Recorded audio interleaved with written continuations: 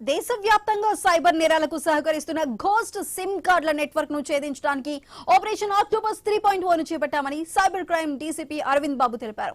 AP, Telangana, Karnataka, Maharashtra, Delhi, యూపీతో సహా పలు రాష్ట్రాల్లో 18 ప్రత్యేక బృందాలతో 7 రోజుల పాటు నిరంతరంగా దాడులు నిర్వహించారు. ఈ ఆపరేషన్ ద్వారా 66 మందిని అరెస్ట్ చేశారు. అరెస్టైన నిందితులకు దేశవ్యాప్తంగా నమోదైన 76 సైబర్ క్రైమ్ కేసులతో సంబంధం ఉందని నిర్ధారణ అయింది. సుమారు 101.8 కోట్ల మేర మోసాలకు పాల్పడినట్లు విచారణ తేలింది.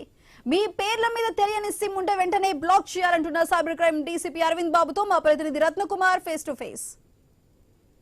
ఆపరేషన్ ఆక్టోపస్ 1.0 ద్వారా మ్యూల్ ఖాతాదారులకు సంబంధించి అకౌంట్స్ను సప్లై చేసి వారిని పట్టుకున్న అనంతరం ఆపరేషన్ ఆక్టోపస్ 2.0లో బ్యాంకు సంబంధించినటువంటి ఏదైతే ఫ్రాడ్స్ జరుగుతూ ఉన్నాయో వాళ్ళందరినీ కూడా పట్టుకోవడం జరిగింది. ఇలా ఆక్టోపస్ 1.0, ఆక్టోపస్ ఆపరేషన్ 2.0 అనంతరం ఇప్పుడు గోస్ట్ సిమ్ కార్డు నెట్వర్క్కు సంబంధించి ఆపరేషన్ ఆక్టోపస్ 3.0ను స్టార్ట్ చేసి దాదాపు 100 కోట్ల రూపాయల సైబర్ ఫ్రాడ్ను ఛేదించడం జరిగింది హైదరాబాద్ సైబర్ క్రైమ్ పోలీసులు. మరి అసలు ఏంటి గోస్ట్ సిమ్ కార్డ్ నెట్వర్క్స్ అనేవి ఏ రకంగా పనిచేస్తూ ఉంటాయి, ఈ యొక్క సైబర్ ఫ్రాడ్స్టర్స్ను ఏ రకంగా పట్టుకొని అరెస్ట్ చేయడం జరిగింది, వివరాలు తెలుసుకుందాం. ప్రజెంట్ మనతో Hyderabad cyber crime DCP Aravind Babu గారు ఉన్నారు. సార్ చెప్పండి, ఏంటి ఆపరేషన్ ఆక్టోపస్ 3.0? 2.0 తర్వాత 3.0 స్టార్ట్ చేసి గోస్ట్ సిమ్ కార్డ్ నెట్వర్క్స్ను ఛేదించారు. ఏంటి సార్ ఈ గోస్ట్ సిమ్ కార్డ్స్ నెట్వర్క్ అనేది ఎలా పనిచేస్తుంది, ఎట్లా బర్స్ట్ చేశారు? సైబర్ క్రైమ్ విషయంలో మన రాష్ట్ర ప్రభుత్వం అలాగే పోలీస్ డిపార్ట్మెంటు దీన్ని సమూలంగా నిర్మూలించాలి, దీనికి సంబంధించిన చర్యలు పటిష్టంగా తీసుకోవాలన్న ఉద్దేశంతో ఆపరేషన్ ఆక్టోపస్ని చేపట్టడం జరిగింది under the able guidance of our commissioner of police VC Sajjanar sir. ఈ ఆపరేషన్ ఆక్టోపస్ 3.0 అనేది మెయిన్ గోస్ట్ సిమ్ హంట్, అంటే గోస్ట్ సిమ్ నెట్వర్క్ని డిస్మాంటిల్ చేయాలి అని చెప్పి. బికాజ్ మనకి సైబర్ క్రైమ్ జరగాలి అంటే ముఖ్యంగా రెండు ఉండాలి. ఒక మ్యూల్ అకౌంట్, బ్యాంక్ అకౌంట్ ఉండాలి, తర్వాత ఒక ఎనానిమస్ కమ్యూనికేషన్ కోసము ఒక గోస్ట్ సిమ్ ఉండాలి. అంటే గోస్ట్ సిమ్ అంటే ఒకళ్ళ పేరు మీద రిజిస్టర్ అయి ఉంటుంది, వాడేవాళ్ళు వేరుంటారు. సో ఆ సిమ్ని ఈ ఫ్రాడ్స్కి యూజ్ చేయటము, ఇల్లీగల్ యాక్టివిటీస్ యూజ్ చేస్తారు. సో దాన్ని మనం గోస్ట్ సిమ్ అని అంటాం. సో ఈ గోస్ట్ సిమ్స్ అసలు ఎట్లా వెళ్తున్నాయి ఫ్రాడ్స్టర్స్కి, అసలు ఎవరి ద్వారా వెళ్తున్నాయి అనే దాని మీద మేము చేపట్టిన ఆపరేషన్ ఇది ఆక్టోపస్ 3.0.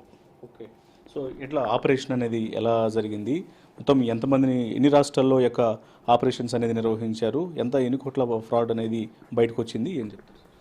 సో ఇది మన దగ్గర రిజిస్టర్ అయిన కేసెస్లో ఫ్రాడ్స్టర్ విక్టిమ్కి ఎట్లా కనెక్ట్ అయ్యాడు, ఎటువంటి కమ్యూనికేషన్ చేశాడు, దానికి ఏమేమి ఫోన్ నెంబర్స్ వాడారు అనే దాని మీద ఒక అనాలిసిస్ చేసుకొని దాదాపు ఒక 650 గోస్ట్ సిమ్స్ని ఐడెంటిఫై చేసుకున్నాము. వాటికి సంబంధించి ఈ 650 గోస్ట్ సిమ్స్ అన్ని కూడా ఒక 13 స్టేట్స్లో స్ప్రెడ్ అయి ఉన్నాయి. అంటే అక్కడ ఉన్న సబ్స్క్రైబర్స్ పేరు మీద ఉన్నాయి కాబట్టి ఈ 13 స్టేట్స్కి మనం 18 టీమ్స్ని పంపించాము. సో ఈ 18 టీమ్స్ కూడా అక్కడ ఇవి వెరిఫికేషన్ చేసుకొని ఎవరి పేరు మీద ఉన్నాయి, ఏంటి, ఇది ఎందుకు వచ్చింది, అసలు అనాథరైజ్డ్గా ఇది ఫ్రాడ్స్టర్ చేతిలోకి ఎట్లా పోయిందని వెరిఫై చేసుకుంటూ వెళ్ళినప్పుడు ఈ క్రమంలో మనము 66 మెంబర్స్ని అప్రెన్షన్ చేయడం జరిగింది. దీంట్లో 42 మెంబర్స్ ఏమో గోస్ట్ సిమ్ సబ్స్క్రైబర్స్. సో వాళ్ళ పేరు మీద ఉంది కానీ వాళ్ళు వేరే వాళ్ళకి ఇచ్చి దాన్ని అట్లా ఫ్రాడ్కి యూజ్ చేయడానికి వాళ్ళు వెసులుబాటు కలిగించారు.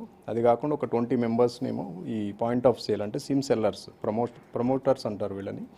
సో వాళ్ళని ఒక 20 మెంబర్స్ని అప్రెంట్ చేయడం జరిగింది. దీంట్లో ఎయిర్టెల్ సిమ్స్ అమ్మేవాళ్ళు 7 మెంబర్స్, తర్వాత జియో 3, వడాఫోన్ అండ్ ఐడియా అమ్మేవాళ్ళు ఒక 10 మందిని అరెస్ట్ చేశాము. ఇవి కాకుండా ఈ గోస్ట్ సిమ్స్ని ఫ్రాడ్స్టర్స్కి సప్లై చేసే ఒక 2 పర్సన్స్ కూడా మనం అప్రెంట్ చేయడం జరిగింది. సో టోటల్గా దిస్ ఈస్ ద వర్కౌట్. ఇప్పుడు మనం అరెస్ట్ చేసినవి అన్నీ కూడా దాదాపు ఒక 76 కేసెస్లో సంబంధించిన గోస్ట్ సిమ్స్ ఇవన్నీ. సో దీంట్లో ఫ్రాడ్ అమౌంట్ దాదాపు 100 crores వరకు ఉంటుంది. ఓకే, సో ఇప్పుడు వీళ్ళంతా కూడా ఈ ఫ్రాడ్కు అంటే ఈ గోస్ట్ సిమ్ నెట్వర్క్కు సంబంధించి ఫ్రాడ్కు పాల్పడుతున్న వాళ్ళందరూ కూడా ఒకటే గ్యాంగా, లేకపోతే వివిధ సందర్భాల్లో వివిధ రాష్ట్రాల్లో ఉన్న వాళ్ళకి ఒకరికొకరికి సంబంధం ఉందా, ఎలా ఆపరేషన్స్ చేస్తున్నారు? ఇది డిఫరెంట్ నెట్వర్క్స్, అంటే ప్యారలల్గా నడుస్తూ ఉంటాయి ఇవన్నీ కూడా. సో దేనికి అది సపరేటే ఉంటుంది. సో ఒక ఇంటిగ్రేటెడ్ ఉండదు, బికాజ్ ఇది డిఫరెంట్ లేయర్స్లో పనిచేస్తుంది కాబట్టి సైబర్ క్రైమ్ నెట్వర్క్స్ అన్నీ కూడా. దీంట్లో ఒకరికొకరికి సంబంధం లేదు. ఓకే, మొత్తం ఎన్ని రోజుల పాటు ఈ ఆపరేషన్ అనేది చేశారు? ముఖ్యంగా ఈ గోస్ట్ సిమ్ నెట్వర్క్స్ని పనిచేయడం కోసం 8 టీమ్స్ అనేవి ఎన్ని రోజుల పాటు ఈ 13 రాష్ట్రాల్లో పూర్తిగా ఈ సోదాలకు సంబంధించి ఆపరేషన్లో పార్టిసిపేట్ చేశారు? ఎట్లా? ఇవి సుమారు 7 to 8 days ఆపరేషన్, అంటే జర్నీ టైం తీసేస్తే. సో ఇవి టోటల్ 18 టీమ్స్ ఆపరేట్ చేస్తాం మనము. సో మేజర్ స్టేట్స్ అన్నిటికీ పంపించాము. మన చుట్టుపక్కల ఉన్న రాష్ట్రాలు, తర్వాత మహారాష్ట్ర, గుజరాత్, వెస్ట్ బెంగాల్, ఒరిస్సా కూడా వెళ్ళారు టీమ్స్. ఓకే. సో అది మొత్తానికి ఈ గోస్ట్ సిమ్ నెట్వర్క్కు సంబంధించి కూడా దాదాపు 66 మందిని అదుపులోకి తీసుకొని అరెస్ట్ చేయడం జరిగింది. వీళ్ళు ఇప్పటి వరకు 100 కోట్లకు పైగానే ఫ్రాడ్కు పాల్పడటం జరిగింది. ఇక ముందు ఇటువంటి ఇబ్బందులు అనేవి తలెత్తకుండా, పైగా సిమ్ కార్డులు తీసుకున్నటువంటి ఎవరైతే కస్టమర్లు ఉంటారో వాళ్ళు ఒకసారి వెరిఫై చేసుకుంటూ ఉండాలి, కొంత అలర్ట్గా ఉండాల్సినటువంటి అవసరం ఉంది.